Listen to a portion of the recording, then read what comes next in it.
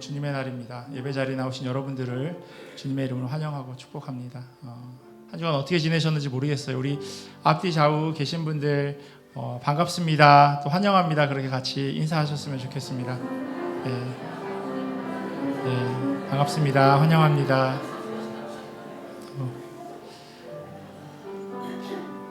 하나님께서 우리를 예배 자리로 불러주셨습니다. 또 각자에게 맡겨주신 귀한 부르심이 있고, 특별히 예배를 통해서 하나님께서 우리에게 하기를 원하시는 그런 말씀이 있는데, 오늘 드려지는 예배를 통해서 또 선포되어지는 말씀을 통해서 그 하나님의 음성이 귀하게 우리 모두에게 들려지기를 간절히 소원합니다. 이제 다 함께 우리의 마음을 모아서 영과 진리로 하나님께 예배드립니다.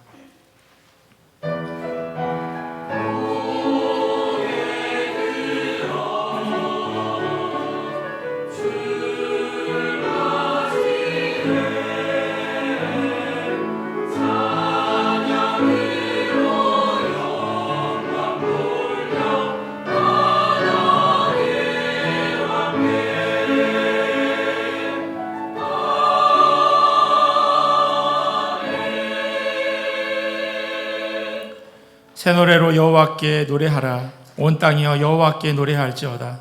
여호와께서 노래하여 그의 이름을 송축하며 그 구원을 날마다 전파할지어다. 아멘. 우리 다 자리에서 일어나셔서 찬송가 21장 함께 찬양하시겠습니다.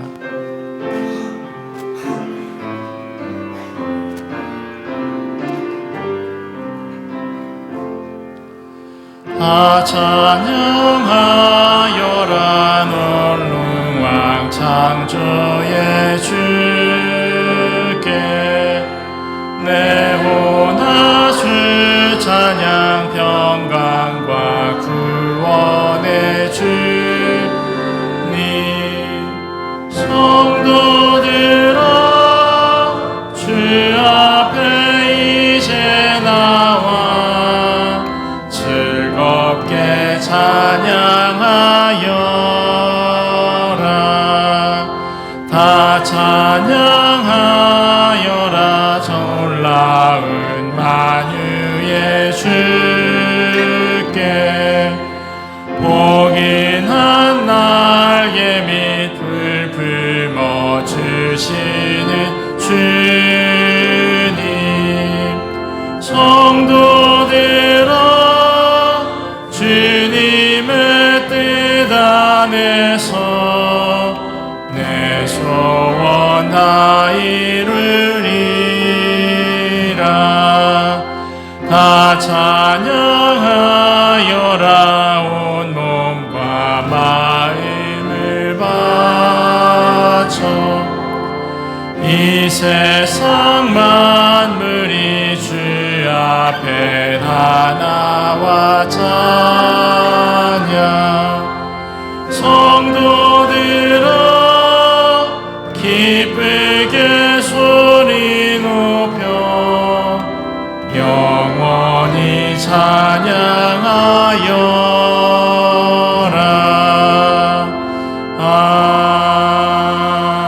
아멘.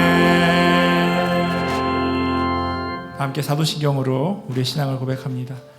전능하사 천지를 만드신 하나님 아버지를 내가 믿사오며 그 외아들 우리 주 예수 그리스도를 믿사오니 이는 성령으로 잉태하사 동정녀 마리아에게 나시고 본디오 빌라도에게 고난을 받으사 십자가에 못 박혀 죽으시고 장사한 지 사흘 만에 죽은 자 가운데서 다시 살아나시며 하늘에 오르사 전능하신 하나님 우편에 앉아 계시다가 저리로서 산자와 죽은 자를 심판하러 오시리라.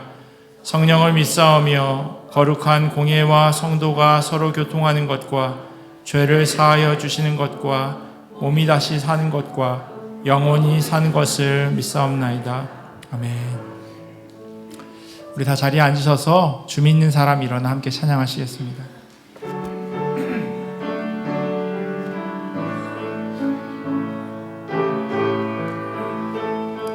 주 믿는 사람 일어나. 주 믿는 사람 일어나. 다 힘을 합하여 이 세상 모든 마귀를 다 쳐서 멸하세. 저 앞에 오는 적군을 다 싸워 이겨라. 주 예수 믿는 힘으로 온 세상 이기네. 믿음이 이기네. 믿음이 이기네. 믿음이 이기네. 주 예수를 믿음이 온 세상 이기네. 온 인류 마귀 괴울 큰 죄에 빠지니 진리로 띠를 띠고서 늘 기도 드리세. 참 믿고 의지하면서 겁없이 나갈 때 주 예수 믿는 힘으로 온 세상 이기네. 믿음이 이기네. 믿음이 이기네. 믿음이 이기네. 주 예수를 믿음이 온 세상 끝까지 이긴 자에게 흰 옷을 입히고 또 영생 복을 주신 참 기쁜 일일세. 이 어두운 세상 지나서 저 천성 가도록 주 예수 믿는 힘으로 온 세상. 우리 3절 한 번 더 찬양하겠습니다. 끝까지 이긴 자에게 끝까지 이긴 자의 흰 옷을 입히고 또 영생 복을 주시니 참 기쁜 일일세. 이 어두운 세상 지나 저 천성 가도록 주 예수 믿는 힘으로 온 세상 믿음이 이깁니다. 믿음이 이기네. 믿음이 이기네. 주 예수를 믿음이 온 세. 우리 한 번 더 고백하겠습니다. 믿음이 이기네.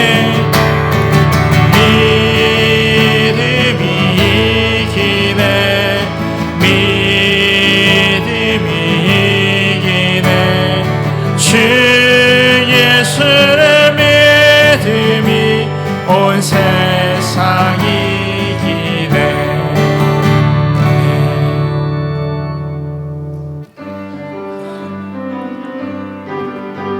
우리 말씀 앞에서 굳게 서는 우리 모두 되기를 원합니다. 주님 약속하신 말씀 위에서 영원토록 주를 찬송하리라. 소리 높여 주께 영광 돌리며 약속 믿고. 우리 한 번 더 고백할까요? 주님 약속하신 말씀 위에서 영원토록 주를 찬송하리라.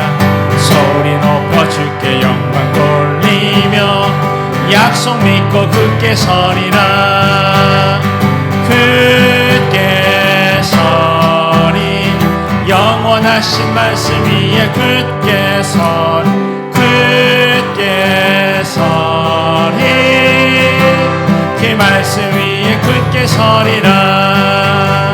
주님 약속하신 말씀 위에서 세상 염려 내게 엄습할 때에 용감하게 힘써 싸워 이기며 약속 믿고 우리 3절 찬양할까요? 주님 약속하신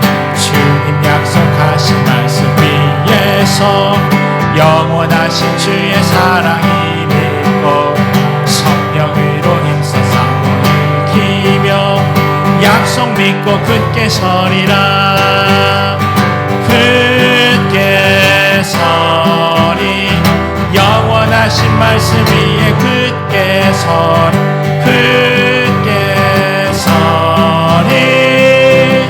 그 말씀 위에 굳게 서리라. 주님 약속하신 말씀 위에서 성령 인도하는 대로 행하며 주님 품에 안식 얻으며 약속 믿고 우리 4절 한 번 더 고백합니다. 주님 약속하신 말씀 위에서 성령 인도하는 대로 행하며 주님 품에 항상 안식 얻으며 약속 믿고 굳게 서리라. 굳게 서리 영원하신 말씀 위에 굳게 서리 굳게 서리 그 말씀 위에 굳게 서리라. 굳게 서리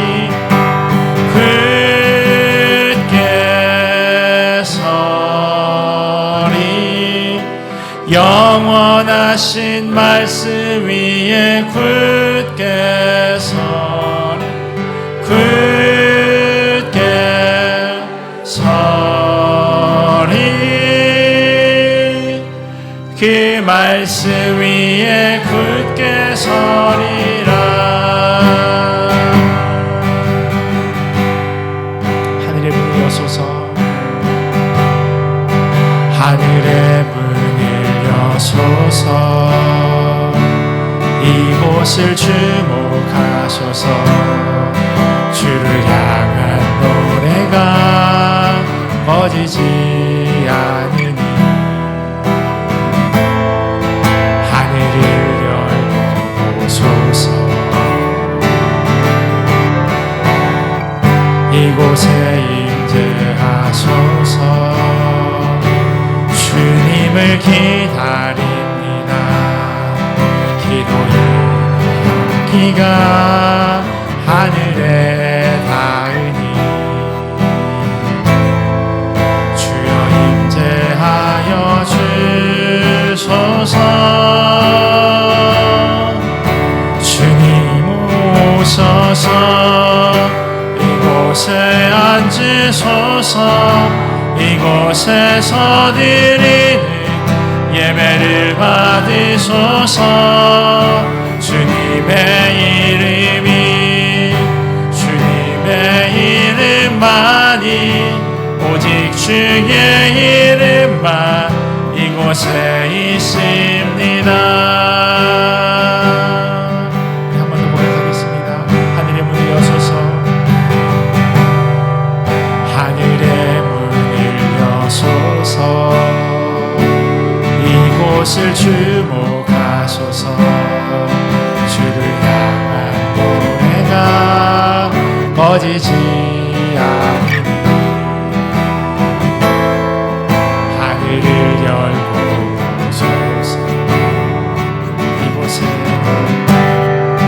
이곳에 임재하소서. 주님을 기다립니다. 기도의 향기가 하늘에 닿으니 주여 임재하여 주소서.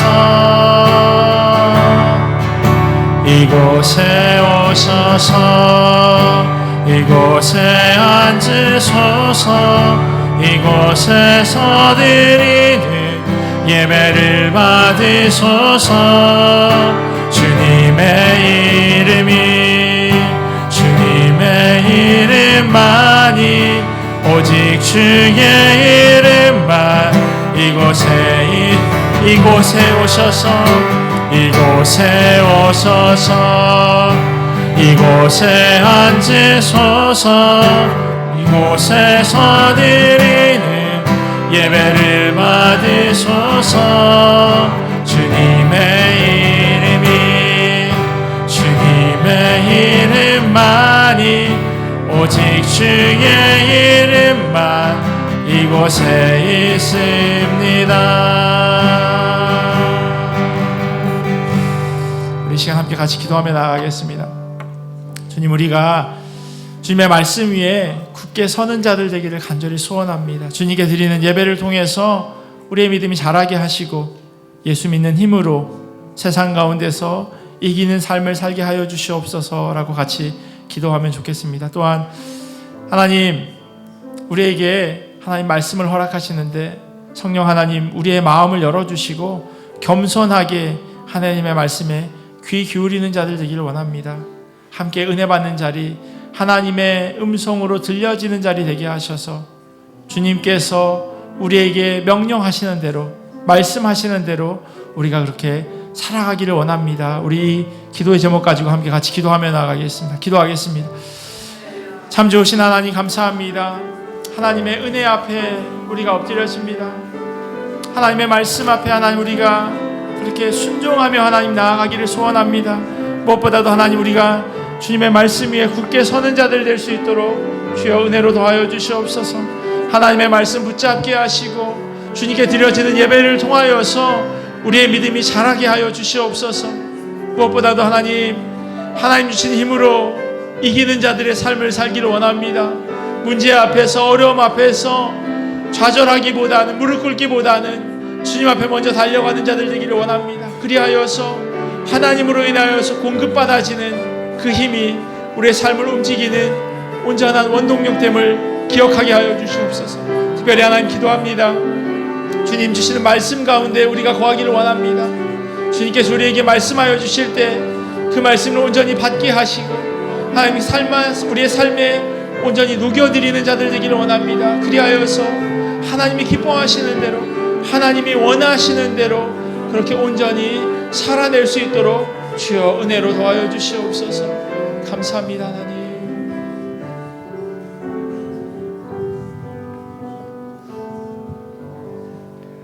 하나님 아버지, 감사합니다.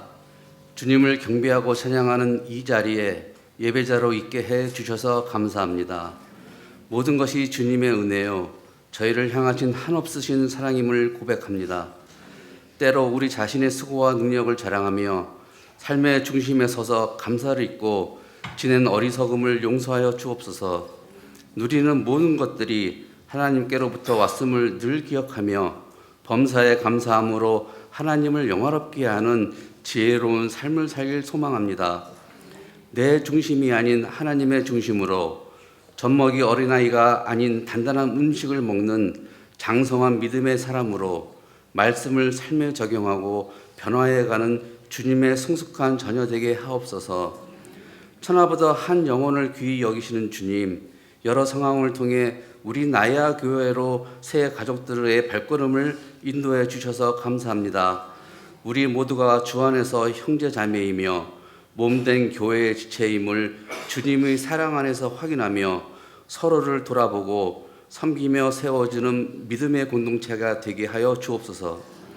교회의 각 기관들이 맡겨진 작은 일에 충성함으로 주님의 재단이 든든히 세워져 복음의 빛을 나타내는 교회 되게 하여 주옵소서.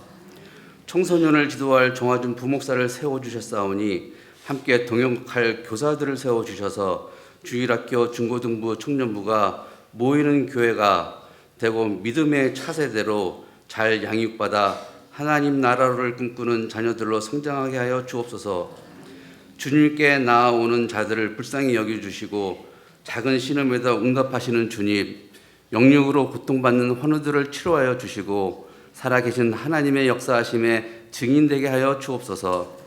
세계 곳곳에 복음을 들고 나간 선교사들을 기억하여 주셔서 영육 강건함과 성령 충만함을 주시고 선교를 향한 열정과 물질과 기도의 후원이 계속 이어져 사역에 주님이 공급하시는 새 힘과 기쁨이 충만케 하여 주옵소서.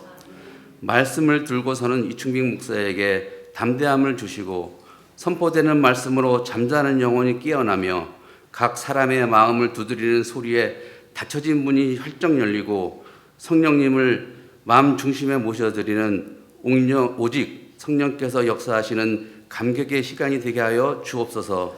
예수님의 이름으로 기도합니다. 아멘.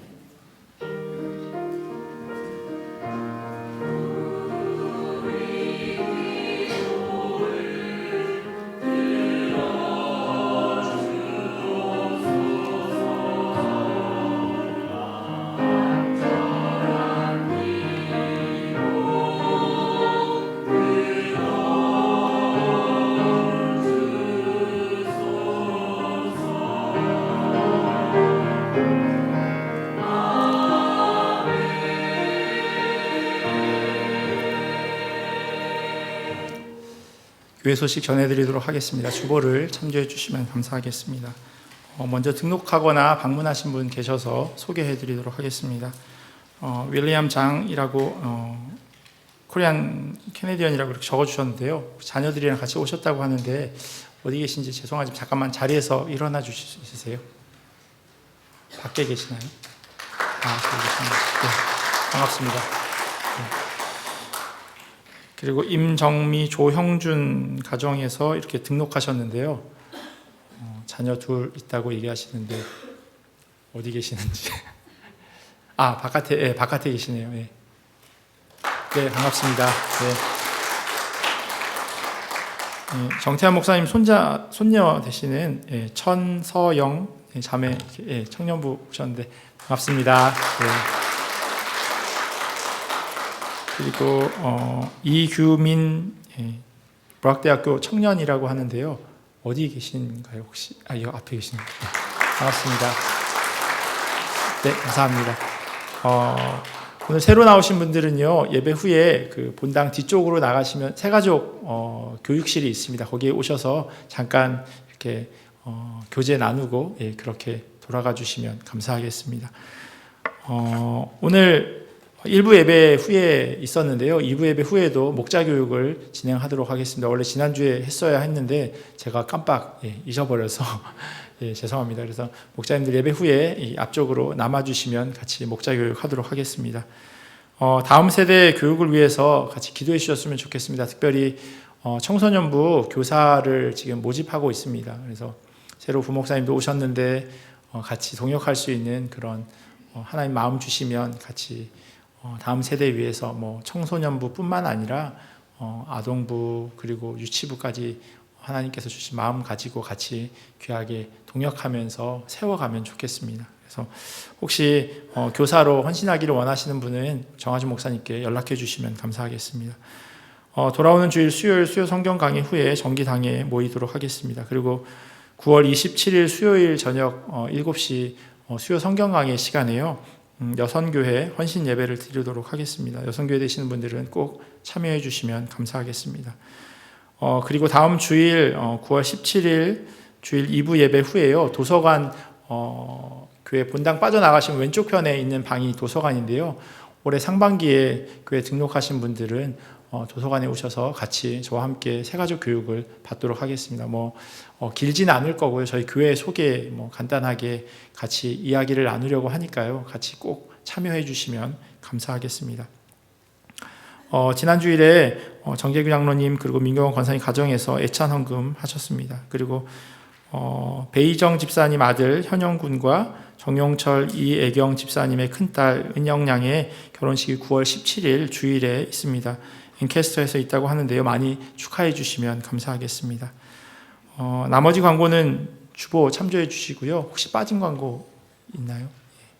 없으면 할렐루야 성가대 나오셔서 하나님께 찬양 드리겠습니다.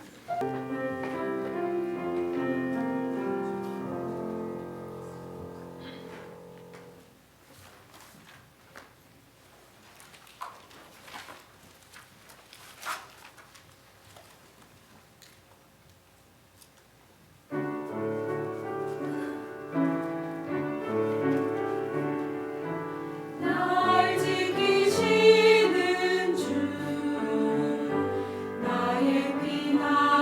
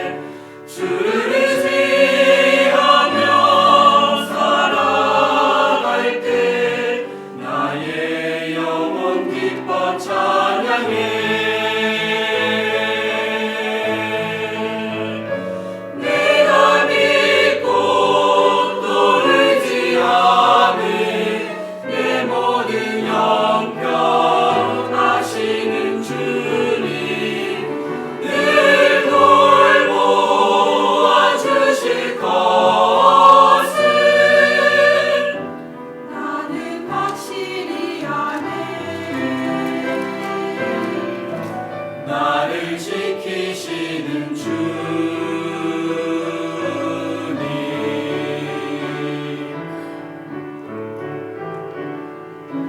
날 도우시는 주, 나의 노래 되시네. 주를 의지하며 살아갈 때 나의 영혼 기뻐 찬양해.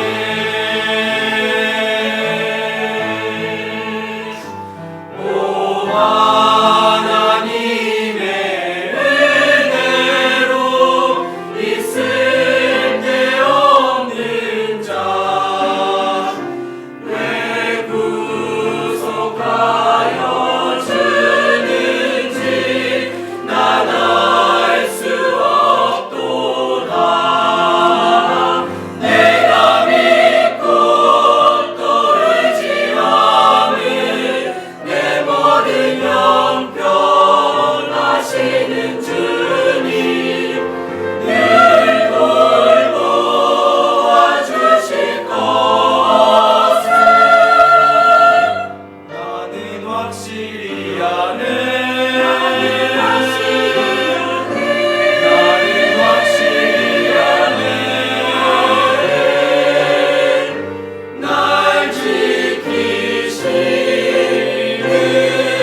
주.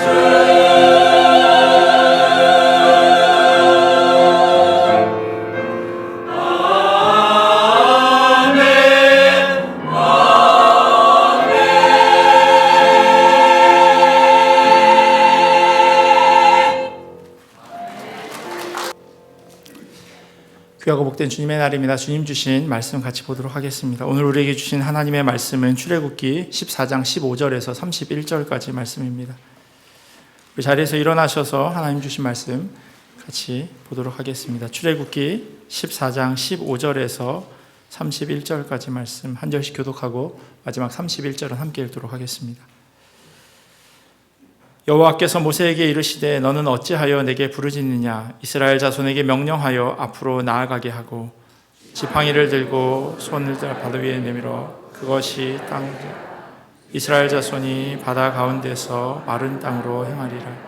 내가 애굽 사람들의 마음을 완악하게 할 것인즉 그들이 그 뒤를 따라 들어갈 것이라. 내가 바로와 그의 모든 군대와 그의 병거와 마병으로 말미암아 영광을 얻으리니 내가 바로와 그의 병마와 마병으로 말미암아 영광을 얻을 때에 애굽 사람들이 나를 여호와인 줄 알리라 하시더니 이스라엘 진 앞에 가던 하나님의 사자가 그들의 뒤로 옮겨가매 구름 기둥도 앞에서 그 뒤로 옮겨 애굽 진과 이스라엘 진 사이에 이르러 서니 저쪽에는 구름과 흑암이 있고 이쪽에는 밤이 밝음으로 밤새도록 저쪽이 이쪽에 가까이 못하였더라. 모세가 바다 위로 손을 내밀매 여호와께서 큰 동풍이 밤새도록 바닷물을 물러가게 하시니 물이 갈라져 바다가 마른 땅이 된지라. 이스라엘 자손이 바다 가운데를 육지로 걸어가고 물은 그들의 좌우에 벽이 되니 애굽 사람들과 바로의 말들 병거들과 그 마병들이 다 그들의 뒤를 추격하여 바다 가운데로 들어가는지라. 새벽에 여호와께서 불과 구름 기둥 가운데서 애국 군대를 보시고 애국 군대를 어지럽게 하시며 그들의 병거 바퀴를 벗겨서 달리기가 어렵게 하시니 애굽 사람들이 이르되 이스라엘 앞에서 우리가 도망하자. 여호와가 그들을 위하여 싸워 애굽 사람들을 치는도다. 여호와께서 모세에게 이르시되 내 손을 바다 위로 내밀어 물이 애굽 사람들과 그들의 병거들과 마병들 위에 다시 흐르게 하라 하시니 모세가 곧 손을 바다 위로 내밀매 새벽이 되어 바다의 힘이 회복된지라. 애굽 사람들이 물을 거슬러 도망하나 여호와께서 애굽 사람들을 바다 가운데에 엎으시니 물이 다시 흘러 병거들과 기병들이 덮되 그들의 뒤를 따라 바다에 들어간 바로의 군대를 다 덮으니 하나도 남지 아니하였다. 그러나 이스라엘 자손은 바다 가운데를 육지로 행하였고 물이 좌우에 벽이 되었더라. 그날에 여호와께서 이같이 이스라엘을 애굽 사람의 손에서 구원하시고 이스라엘이 바닷가에서 애굽 사람들이 죽어 있는 것을 보았더라. 함께 읽겠습니다. 이스라엘이 여호와께서 애굽 사람들에게 행하신 그 큰 능력을 보았으므로 백성이 여호와를 경외하며 여호와와 그의 종 모세를 믿었더라. 아멘. 하나님의 말씀입니다. 자리에 앉겠습니다. 혹시 언더우드 선교사 혹은 아펜젤러 선교사라고 하는 그 이름을 들어보신 적이 있으신지 모르겠습니다. 네, 들어보셨죠? 혹시요, 이분들이 미국에서 이렇게 한국으로 미국 장로교회 혹은 미국 감리교회에서 이렇게 파송한 그런 선교사들입니다. 그리고 그들의 사역들에 대해서 뭐 디테일하게는 잘 모를지라도 그분들이 한국의 조선 땅에 아주 오래전에 와서 복음을 전했다라고 하는 이야기들을 많이 알고 계실 겁니다. 그러면 혹시 캐나다에서 한국으로 간 선교사님의 이름을 알고 계신 게 있으신가요? 네? 알렌 맥켄지. 네. 스코필, 저기 토론토 주에 가면 있는 스코필드 선교사님. 그래도 제법 많이 알고 계세요. 그죠? 근데 사실요, 한국 분들에게 있어서 캐나다 선교사 하면요, 아주 낯섭니다. 그리고 캐나다에서도 왔어? 그냥 같이 다, 한국에 계신 분들은 그렇게 생각할지 모르겠지만 다 북미. 하지만 캐나다에서 조선 땅으로 파송된 선교사들, 그 많은 분들이 계시지만 심지어 신학생들조차도 캐나다 출신의 선교사들에 대해서 잘 알고 있지 못합니다. 왜냐하면요, 캐나다에서 파송한 선교사님 대부분이 북한 지역에서 사역을 하셨기 때문이에요. 그러다 보니 저희들이 캐나다 출신의 선교사님들에 대해서 잘 알지 못하는 겁니다. 화면을 보시면요, 지도가 19세기 말 혹은 20세기 초에 조선 땅에서 사역했던 그런 선교사님들의 선교 지부가 이렇게 표시되어져 있습니다. 서울을 중심으로 해서요, 미국에서 온 북장로교회 언더우드 선교사, 또 미국의 북감리교회에서 파송한 아펜젤러 선교사님을 중심으로 한 그런 지역들이 이렇게 위치하고 있습니다. 그에 반해서요, 경상도 저 남쪽에는 호주에서 선교사님들이 오셔서 그 지역에서 사역하셨고요. 또 북한 쪽에는 캐나다에서 온 선교사님들이 사역을 하셨습니다. 왜 이렇게 선교사를 선교 지역으로 배정을 했냐 하면 중복해서 선교하기보다는 각자 지역을 나눠서 사역하는 것이 훨씬 효과적이다라고 하는 생각 때문이었습니다. 한 지역에 여러 개의 교회를 세우기보다는 지역을 나눠서 자기가 맡은 구역에서 이렇게 뜨문뜨문 교회를 세우면 더 많은 분들을, 많은 조선 사람들을 전도할 수 있겠다라고 하는 그런 생각 때문이었습니다. 하지만요, 이러한 이유 말고도 또 다른 이유가 있었어요. 왜냐하면 처음에 조선 땅에 온 선교사님들이 대부분 미국 출신이었어요. 그러다 보니 서울을 중심으로, 강화도로 이렇게 들어와서 서울을 중심으로 한 지역에 미국 선교사님들이 자리를 하고 있었던 겁니다. 그러니까 조선 땅의 후발주자인 호주나 캐나다 선교사는 자연스럽게 변방이라고 하는 곳 북쪽 혹은 남쪽으로 이렇게 자리를 배정받게 된 겁니다. 그러다 보니 한국에서 신앙생활을 하는 많은 분들이 캐나다 출신의 선교사님들을 알 길이 없는 겁니다. 왜냐하면 다 북한에서 사역을 하셨으니까요. 몇 해 전에 큰빛교회에서요, 맥켄지라고 하는 제목의 뮤지컬을 공연을 한 적이 있었습니다. 뮤지컬의 내용은 캐나다 출신의 선교사였던 19세기 말 조선 땅에 가서 복음을 전하다 순교한 윌리엄 존 맥켄지 선교사에 대한 그러한 내용입니다. 화면에 보시는 것이 그 맥켄지 선교사님이고요. 믿기지는 않으시겠지만 32살입니다. 더 나이가 많이 들어 보이긴 하는데요. 32살이 아주 젊은 나이였어요. 그리고 그 오른편에 있는 그 사진은 맥켄지 선교사님이 사역했던 소래라고 하는 소래교회를 사진으로 찍어 놓은 겁니다. 한옥으로 만들었는데요. 이 한국의 기독교가 되게 독특합니다. 뭐가 독특하냐 하면 한국에 선교사가 가기 전에 이미 성경이 번역되어져 있었고요. 선교사가 들어가기 이전에 교회가 세워져 있었습니다. 아주 독특한 그런 구조죠.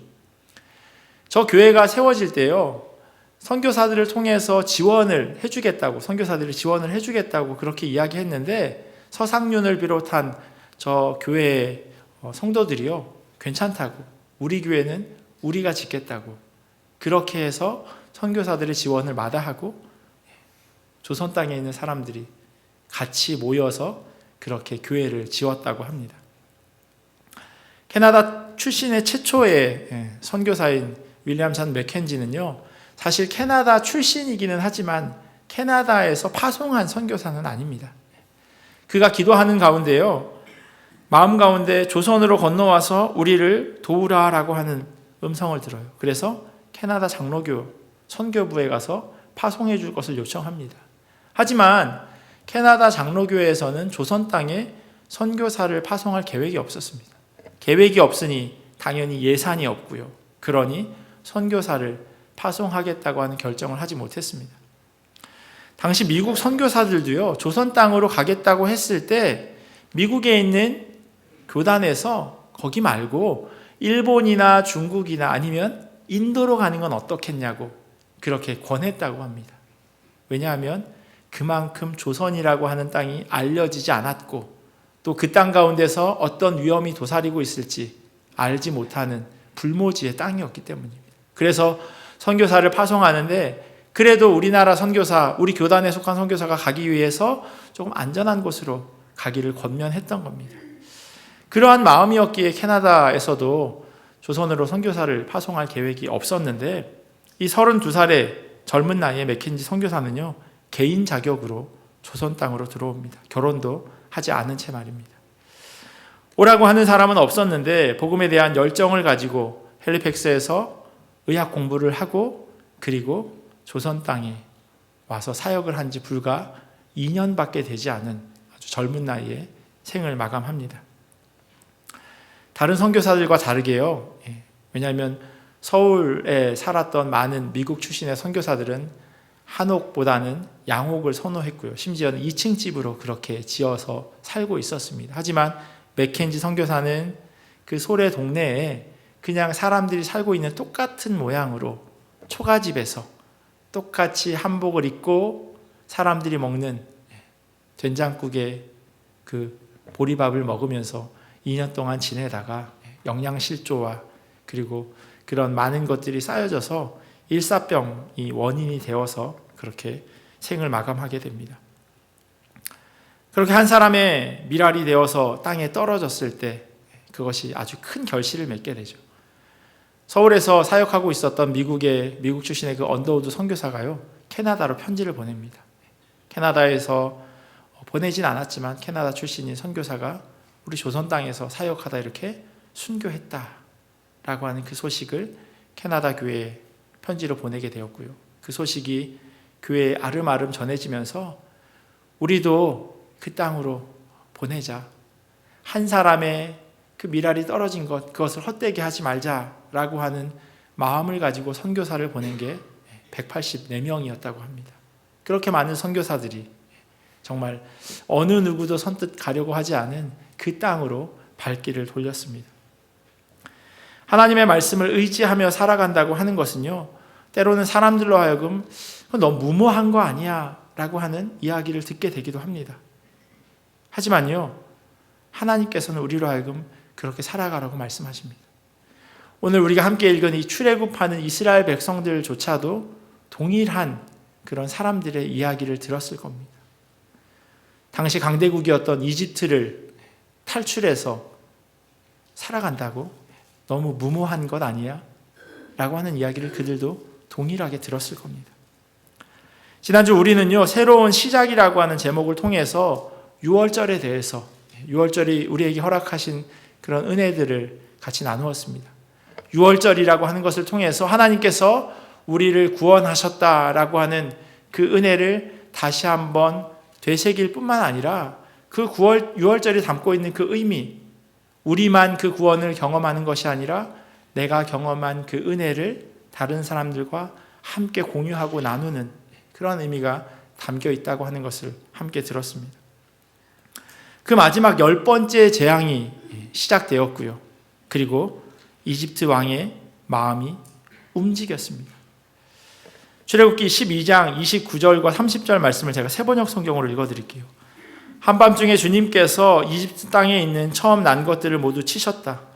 임금 자리에 앉은 바로의 마다들을 비롯하여 감옥에 있는 포로의 마다들과 짐승의 맛배까지 모두 치시니 바로와 그의 신하와 백성이 그날 한밤중에 모두 깨어 일어났다. 이집트에 큰 통곡 소리가 났는데 초상을 당하지 않은 집이 한 집도 없었다. 이 일을 통해서 이집트에서의 400년 넘는 노예 같은 생활이 마무리되게 됩니다. 이스라엘 백성들이 이집트에서 탈출해서 약속의 땅으로 향해 걸어가고 있었습니다. 그런데 보내주겠다고 했던 그 이집트 바로의 마음이 변하기 시작한 겁니다. 즉시 특수병거 600대로 편성된 정예부대와 장교들이 지휘하는 이집트 병거부대를 이끌고 이스라엘 백성들을 추격하기 시작합니다. 마침내 이 추격자들의 시야에 이스라엘 백성들이 들어오게 됩니다. 기쁜 마음으로 탈출했던 이스라엘 백성들은요, 두려워서 주님께 부르짖고 모세에게 항의하기 시작합니다. 이집트에는 묘자리가 없어서 우리를 이 광야에다 끌어내어 죽이려는 것입니까? 우리를 이집트에서 끌어내어 여기서 이런 일을 당하게 하다니 왜 우리를 이렇게 힘들게 만드십니까? 이집트에 있을 때 우리가 이미 당신에게 말하지 않았습니까? 광야에 나가서 죽는 것보다 이집트 사람을 섬기는 것이 더 나으니 우리가 이집트 사람을 섬기게 그대로 내버려 두라고 하지 않았습니까? 라고 그렇게 모세에게 항의합니다. 문제를 만나면 어떻게 해야 될까요? 마치 수학 공식처럼요, 신앙에도 공식이 있습니다. 문제를 만나면 기도해야죠. 그러면 문제, 기도, 그러면 거기에 대한 결과는 뭐죠? 하나님의 응답입니다. 이게 바로 신앙의 공식이에요. 그래서 모세는 이스라엘 백성들에게 이렇게 말합니다. 14절 말씀인데요. 여호와께서 모세를 위하여 싸우시리니 너희는 가만히 있을지니라. 모세가 그리고 나서 하나님께 기도하는 장면, 엎드리는 장면이 오늘 본문의 시작인 겁니다. 그런데 하나님께서요, 모세에게 이렇게 말씀하세요. 이스라엘 백성들에게 가만히 있으라, 하나님이 일하실 거다. 그러면서 하나님께 아뢰었는데 하나님께서 이렇게 말씀하십니다. 여호와께서 모세에게 이르시되 너는 어찌하여 내게 부르짖느냐. 신앙의 공식이라고 말씀드렸어요. 문제를 만나면 하나님께 기도하고 기도하면 하나님 해결해 주신다. 그런데 공식이 틀려졌어요. 하나님께서 이 공식에 반응하기보다는 오히려 답답한 대답을 해주고 계십니다. 앞에는 바다가 막혀 있고 뒤에는 이집트 군대가 쫓아옵니다. 당연히 하나님을 찾아야죠. 잘한 일임에도 불구하고 하나님께서는 모세의 반응에 도리어 반문하고 계십니다. 그러면서 이렇게 이어서 말씀하세요. 이스라엘 자손에게 명령하여 앞으로 나아가게 하라. 앞으로 갈 수 없는 상황인데 앞으로 가라고 말씀하십니다. 하나님께서는 모세에게 지팡이를 들어서 바다 위로 이렇게 손을 내밀라고 말씀하세요. 팔을 내밀어서 바다가 갈라지게 하라 명령하십니다. 이 말씀 이후에 이스라엘 공동체를 인도하던 하나님의 천사가 이스라엘 공동체 뒤로 이동합니다. 구름 기둥도 같이 이동합니다. 그래서 이집트 군대와 이스라엘 사람들 가운데를 이렇게 가로막습니다. 그리고 대망의 장면, 화면에 보시는 저 장면이 펼쳐집니다. 모세하면 가장 먼저 떠오르는 장면이 아마 저 장면이 아닐까 싶어요. 1956년 그 찍은 10개라고 하는 영화, 그리고 1998년에 나온 디즈니에서 만든 프린스 오브 이집트, 이집트의 왕자라고 하는 그런 제목의 애니메이션. 두 애니메이션 모두 가장 힘을 주고 가장 공을 들인 장면이 바로 저 장면일 겁니다. 21절부터 보시면요, 모세가 바다 위로 팔을 내밀자 바다가 밀려나서 바닥이 드러납니다. 이스라엘 자손은 마른 땅을 밟으면서 지나가게 됩니다. 물은 좌우로 이렇게 갈라집니다. 애니메이션을 보면요, 저 바다를 지나가는 이 옆에 여기가 아쿠아리움처럼 물고기가 막 이렇게 지나가는 것이 그렇게 보여집니다. 성경이 과학책이 아니고요. 그리고 거기에 문학적인 요소가 가미되어 있기는 하지만 성경을 좀 더 자세히 보면 영화와 애니메이션에 등장하는 모양처럼 한 번에 바다가 쫙 하고 갈라지지 않습니다. 너무 과한 상상이 영화와 애니메이션에 투영된 겁니다. 21절 후반절에 보면요, 여호와께서 큰 동풍이 밤새도록 바닷물을 물러가게 하시니 물이 갈라져 바다가 마른 땅이 된지라. 언제 이 바람이 시작했는지는 알 수 없지만요, 불과 몇 초 만에 이루어진 일이 아님은 성경은 분명히 기록하고 있습니다. 이스라엘 백성들을 그것을 기다려야 했었어요. 조금씩 줄어드는 그 바닷물을 바라보면서 하나님의 일하심을 기다리는 그런 기다림의 시간이 이들에게 필요했습니다. 그리고 그 바다 가운데로 이스라엘 민족들이 행진합니다. 이집트 군대가 쫓아오는 위급한 상황이 이어졌지만 불기둥과 구름기둥이 이스라엘 백성들이 잘 빠져나가도록 이집트 백성들을 이렇게 이집트 군대들을 교란시킵니다. 다시금 바닷물이 이집트 군대가 이 마른 땅에 접해 걸어가게 되었을 때 물이 다시금 이렇게 차 올라가게 됩니다. 그리고 이들 모두가 물에 빠져 죽게 되죠. 지난 수요 성경 강의 때 돼지떼가 바다에 빠지는 것처럼 이집트 군대가 이 홍해 바다에 다 수장되게 됩니다. 그리고 이 모든 사건들을 다음과 같이 정리합니다. 30절과 31절 말씀이에요. 그날에 여호와께서 이같이 이스라엘을 애굽 사람의 손에서 구원하시매 이스라엘이 바닷가에서 애굽 사람들이 죽어 있는 것을 보았더라. 이스라엘이 여호와께서 애굽 사람들에게 행하신 그 큰 능력을 보았으므로 백성이 여호와를 경외하며 여호와와 그의 종 모세를 믿었더라. 이 사건을 끝으로 이스라엘 공동체는요, 완전히 이집트로부터 탈출하게 되었습니다. 이 일을 정리하면서 이스라엘 백성들이 하나님을 더 믿게 되었고 또 그들을 이끈 모세를 더 잘 순종하게 되었다라고 그렇게 기록합니다. 그럼에도 불구하고 우리는 잘 알고 있습니다. 이 믿음, 하나님에 대한 믿음, 모세에 대한 이 믿음이 길게 가지 않았다는 것을요.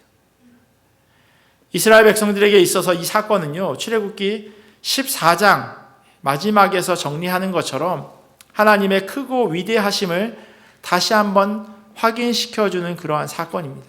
이스라엘 백성들은 이 모세 오경을 읽을 때마다 마저 하나님께서 그렇게 우리를 출애굽시키셨지라고 하는 그 고백, 그 감격을 다시금 경험하게 됩니다. 와, 우리가 믿는 하나님 참 대단하시다. 이런 일들을 하실 수 있을까? 어쩜 이럴까? 출애굽한 그 바닷물을 건너온 이스라엘 백성들이 서로 그 이야기를 하였을 것이고요. 그리고 그 이야기는 대대손손 계속해서 이어졌을 것입니다. 오늘 본문을 통해서요, 이 부분을 묵상하는 것 정말 중요합니다. 크신 하나님, 문제를 만났을 때 우리로 하여금 해결할 수 있도록 하나님께서 길을 여시는 하나님, 홍해가 갈라지는 것을 통해서 우리로 하여금 피할 길을 내시는 하나님, 그 위대하신 하나님. 그런데요, 그 위대하신 하나님을 경험한 그 다음이 사실 더 중요합니다. 그 하나님에 대해서 아는 것, 그 하나님이 어떤 분이신지 아는 것은요, 주일학교 아이들에게 필요한 내용은 분명합니다. 하나님은 이런 분이셔라고 영상과 이야기와 그림들을 통해서 아이들에게 알려주는 것 반드시 필요합니다. 그렇게 아는 것도 중요하지만요, 그 다음에 대해서 우리는 사실 고민해야 됩니다. 그 고민의 결과가 그 위대하신 하나님을 잘 믿고 내 앞에 어려운 문제가 닥쳐지면 기도하고 해결받고 마치 수학 공식처럼, 신앙의 공식처럼 그렇게 대입해서 살아가는 것, 그것만을 위해서 하나님께서 오늘 우리에게 이 말씀을 읽도록 하신 것은 아닐 겁니다. 당연히 아닙니다. 그럼 뭘까요? 하나님께서는 왜 오늘 우리로 하여금 이 말씀을 읽고 보고 듣게 하실까요? 오늘 설교의 제목은 15절 하나님께서 모세에게 하신 말씀에서 따왔습니다. 여호와께서 모세에게 이르시되 너는 어찌하여 내게 부르짖느냐? 이스라엘 자손에게 명령하여 앞으로 나아가게 하고, 하나님께서 그렇게 말씀하세요. 나한테 부르짖지 말라고, 그냥 가던 길을 계속 가라 말씀하십니다. 하나님께서 앞뒤가 막혀있는 상황에서 왜 부르짖느냐라고 말씀하시는 것, 이스라엘 사람 혹 모세의 입장에서 너무나도 황당할 수 있어요. 도리어 하나님께서는 그렇게 말씀하시지만 이들이 그것을 쉽게 받아들이기가 어려운 상황입니다. 하나님 왜 부르짖느냐고요? 지금이 부르짖을 때잖아요. 그럼 언제 부르짖어요? 이렇게 하나님께 되물을 수밖에 없습니다. 그런데 하나님께서 모세를 통해서 이들에게 하신 말씀은 앞으로 나아가게 하라라고 하는 거예요. 나 찾지 말고 앞으로 나아가라고 말씀하세요. 왜 이렇게 말씀하셨을까요? 왜냐하면 이스라엘 백성들은 이미 하나님의 일하심을 경험한 사람들입니다. 이미 10가지의 재앙을 통해서 하나님이 이들을 어떻게 이끌어가고 계신지 분명히 이들은 경험한 사람이에요. 그렇기에 여기에서 주저앉지 말아라라고 말씀하고 계십니다. 저는 교회에서 사역하다가요, 힘들어요 라고 말씀하시면 하던 사역을 잠시 쉬라고 그렇게 말씀드립니다. 그 말은 더 이상 아무것도 하지 마세요라고 하는 뜻은 아니에요. 지금 하고 있는 사역을 잠깐 쉬면서 충전하라는 그런 말씀입니다. 하던 사역을 잠시 쉰다고 해서 우리가 그리스도인이 아닌 것은 아닙니다. 작년에 목자였는데 내가 작년에 교회에서 어떤 일을 하였는데 올해는 아니니까 그냥 대충 신앙생활 해야지 라고 하는 의미로 드리는 말씀도 아닙니다. 하던 사역을 내려놓고 쉬는 것, 그것은요 신앙생활을 멈추는 것이 아니에요. 그런데 오늘 말씀은요, 하나님께서 저처럼 말하지도 말라고 말씀하시는 것 같습니다. 하나님께서는 모세에게 앞뒤로 오도 가도 못하는 상황에 있는 그들에게 너는 지금 내게 부르짖지 말고 앞으로 나아가라 말씀하셨습니다. 갈 길이 없는데 어떻게 가요? 그 해결책은 하나님이 내시겠다는 겁니다.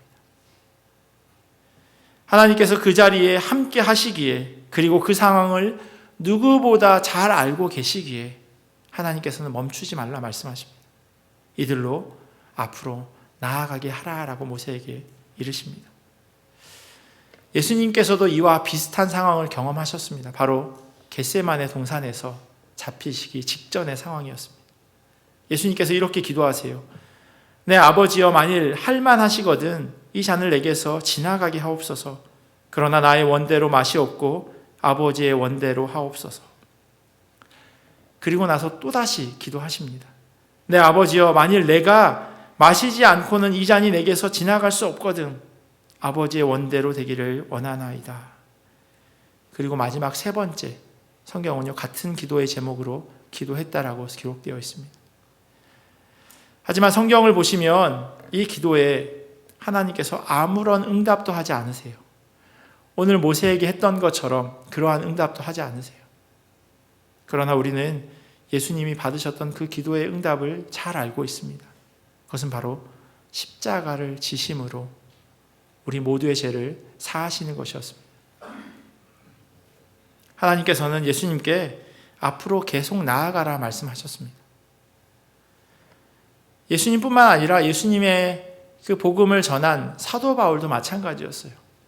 사도 바울이 사역하면서 계속 하나님께 기도했던 기도의 제목이 있었습니다. 어떤 신학자들은 안질이다, 어떤 학자들은 간질이다 이렇게 이야기합니다.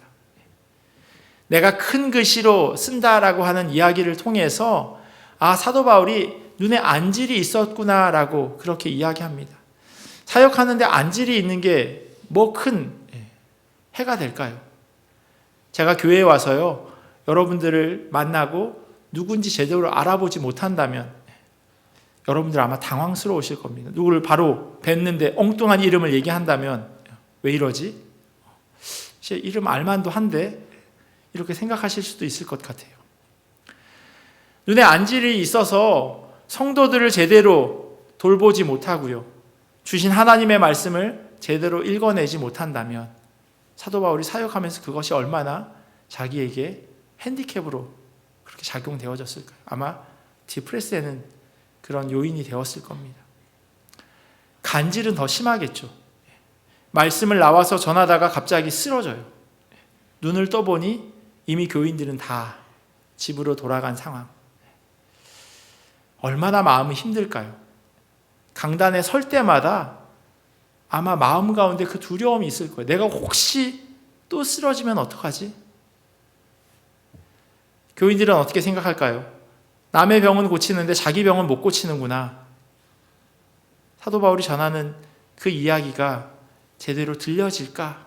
사도 바울은 그 고민을 할 수밖에 없었습니다. 그래서 하나님께 계속해서 기도합니다. 하나님, 내 몸에 가시를 좀 빼주십시오. 하나님께서 빼주지 않으세요. 그 은혜가 내게 족하다 말씀하세요.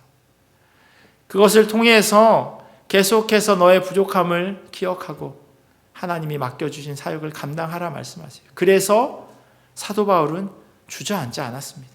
가던 길을 계속해서 전진하는 그런 삶의 모습을 보였습니다. 맥켄지 선교사는요, 믿음으로 발을 내디뎠습니다. 캐나다 장로교회에서 가지 말라고, 너 보내줄 수 없다고 그런 이야기를 들었음에도 불구하고 혼자 그렇게 나아갑니다. 아무런 지원도 없이 어느 누구의 격려도 없이 그렇게 조선에 와서 아주 짧은 사역으로 자기의 삶을 마감합니다. 이런 선교사님들이 앞으로 나아가기를 주저했다면 우리 조국은 여전히 복음의 불모지로 남아 있었을 것입니다. 그들의 헌신으로 인해서 조선 땅에 복음의 씨앗이 떨어지게 되었고 그 복음의 씨앗을 통해서 교회와 학교와 병원들이 세워지므로 많은 사람들이 기독교에 대해서 좋게 여기는 그런 일들이 경험되어집니다. 그리고 지금은요, 세계 어느 나라에도 뒤지지 않을 만큼 많은 선교사들을 해외에 파송하고 있습니다. 예수님께서 3번씩이나 기도하면서 고민하셨던 그 십자가의 잔을 마셨기에 우리가 구원을 받을 수 있음을 여러분들은 기억하셨으면 좋겠습니다. 예수님도 멈추지 않으셨습니다. 그리고 오늘 이 말씀은요, 우리 모두에게 주시는 하나님의 음성입니다. 우리는 각자 다양한 부르심을 받아서 그렇게 살아가고 있습니다. 교회 안에서뿐만 아니라 여러분의 삶의 자리에서도 다양한 삶의 모습으로 살아갑니다. 학생으로 혹은 직장인으로 혹은 사업하는 그런 일터에서 각자의 일을 하면서 살아가십니다. 그런데 그러한 부르심 가운데 문제를 만나고 어려움을 만나게 되기도 합니다. 멈추지 말라고 오늘 성경은 말씀하고 있어요. 무엇보다도 하는 일뿐만 아니라 이 신앙의 이 현장에서도 그리고 교회 공동체 안에서도 동일한 말씀을 하나님께서 우리에게 주고 계십니다. 나는 이래서 나는 저래서 여러 가지 제목을 놓고 이유를 놓고 하던 일들을 그만두려고 할 때가 참 많이 있습니다. 그런데 하나님께서요, 계속해서 해나가라 말씀하세요. 물론 지치고 힘든 사람에게 있어서 쉼은 분명히 필요합니다. 그런데 하나님의 은혜를 경험한 사람이라면 계속해서 달려가라고 말씀하세요. 이스라엘 백성들에게 말씀하셨던 것처럼 너희가 이미 10가지의 재앙을 통해서 이미 살아계신 하나님을 경험했는데 왜 주저하냐? 왜 멈추냐? 그 앞에 놓여있는 문제 충분히 이겨나갈 수 있다 말씀하세요. 그리고 무엇보다도 하나님은 그 시간에 가만히 계시지 않으세요. 그렇게 말씀해 주시고 또 그 가운데서 하나님이 먼저 가서 일하고 계심을 우리가 경험하셨으면 좋겠습니다. 하나님께서 우리 각자에게 오늘 말씀을 통해서 가던 길을 계속 가라고, 앞으로 가라고 그렇게 말씀하십니다. 믿음은 발을 내딛는 겁니다. 하나님이 가라 하시는 그 방향으로 계속 달리는 겁니다. 방향이 정확하다면 하나님께서 분명히 그 길을 열어주실 것입니다. 하나님께서 열어주시는 그 길대로 그렇게 순종하며 앞으로 나아가는 우리 모두가 되기를 예수 그리스도의 이름으로 간절히 축원합니다. 기도하겠습니다.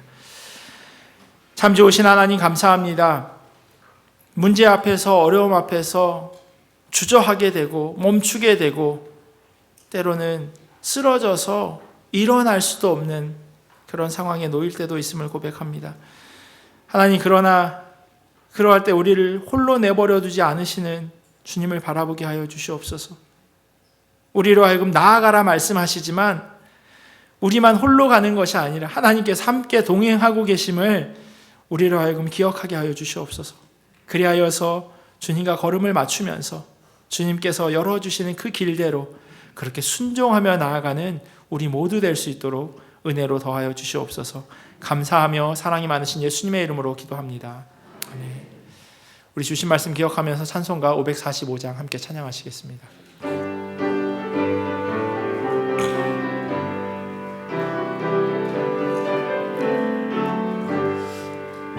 눈에 아무 증거 아니매어도 믿음만을 가지고서 늘 걸으며 이 귀에 아무 소리 아니 들려도 하나님의 약속 위에 서리라.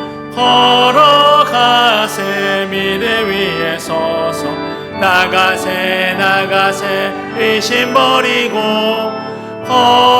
걸어가세 믿음 위에 서서 눈과 귀에 아무 증거 없어도 이 눈이 보기에는 어떠하든지 이미 얻은 증거대로 늘 믿으며 이 맘에 의심 없이 살아갈 때에 우리 소원 주 안에서 이루리. 걸어가세 믿음 위에 서서 나가세 나가세 의심 버리고 걸어가세 믿음 위에 눈과 귀에. 우리 일어나셔서 봉헌하시면서 찬양하시겠습니다. 주님의 들고 맹세한 주 하나님 아버지는 참 미쁘다. 그 귀한 모든 약속 믿는 자에게 능치 못할 무슨 일이 있을까.